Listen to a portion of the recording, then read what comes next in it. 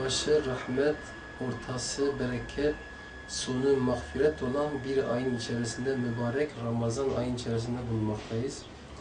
Elbette ki bu ayın kendisine has bir durumu var. Rahmettir, berekettir, mağfirettir, cehennemden azattır.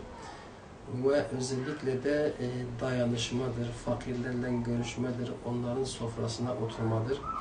Onlara bu konularda yardımcı olmadır. Biz de bu bilinçle inşallah kardeşlerimizle beraber özellikle Cami Der Camiası olarak, derneği olarak topyekun bir seferberlik başlattık ve esnaflara, işçilere, ondan sonra diğer kardeşlerimize, meslek erbabı olan kardeşlerimize zekatlarını verebilecek, fıtır sadakalarını verebilecek kardeşlerimize ulaşmaya çalıştık.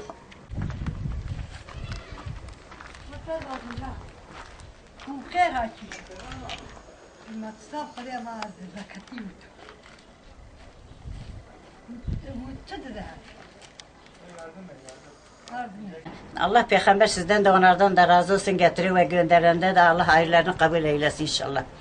Zekatını, fıtrını toplayıp fakir ailelere ulaştırmaya çalıştık. Özellikle Ramazan ayın içerisinde gıdaya ihtiyaç var.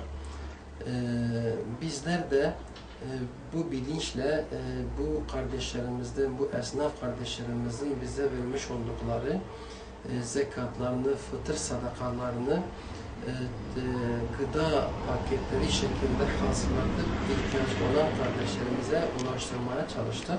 10 aileye gıda paketleri verdik.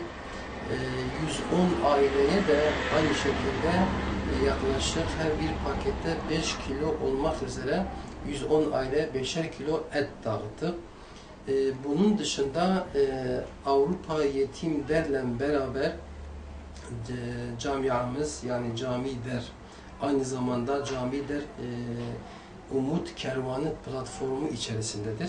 Xwedê Pêxember ji wan razî ve rehma Xwedê bavû diyê wan em kirêçîne duruma me tune ji me re dînin em pê geçima xwe dikin. Mala wan hezar carî ava var. Benim gibi nice engelli var, benim gibi nice gariban var.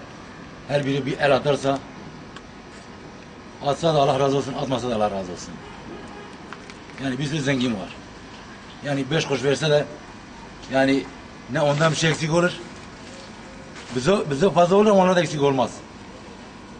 Ama verse de Allah razı olsun. Bize yani yardımda, yani bir destekte bulunsa da Allah razı olsun.